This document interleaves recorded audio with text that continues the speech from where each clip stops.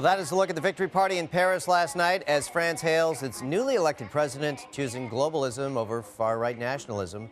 And good morning on this Monday. I'm Jeff MacArthur. Emmanuel Macron will become France's youngest president without ever holding an elected office. Now, he won Sunday's election, handing far-right candidate Marine Le Pen a resounding defeat. And with more on this now, joined by Global's Jeff Semple, who is in Paris. Jeff, it looks celebratory, but a day after Macron's win, what is the mood overall there in France?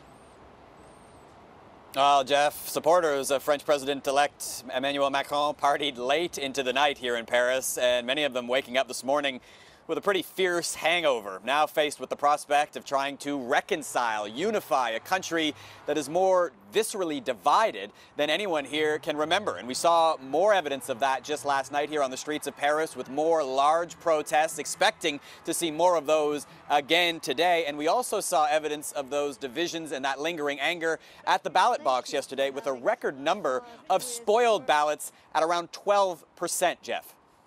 Well, this was a resounding defeat for Marine Le Pen, as we mentioned, in the Front National. What does this mean for the party, and is this perhaps the beginning of the end, Jeff?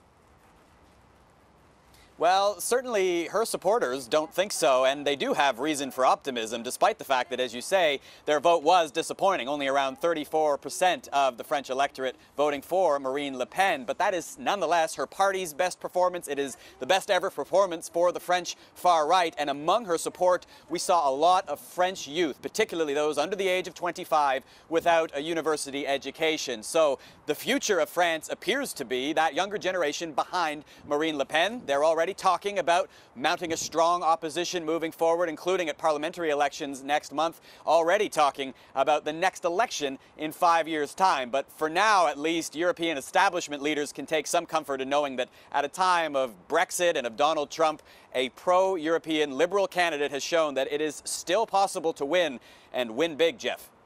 Just finally, Jeff, moving forward, what is the biggest challenge for Macron? Is it unifying the country? It is indeed. He is a centrist candidate who has promised to unify the left and the right at a time when they are, as I say, more deeply divided perhaps than ever.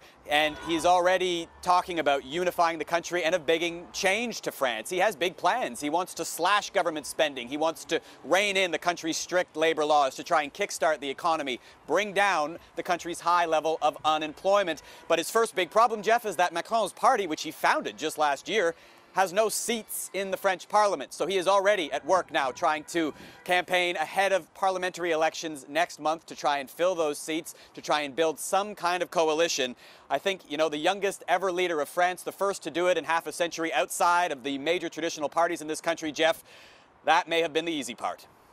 All right. Appreciate it. Jeff Semple reporting from Paris for us. Jeff, thanks.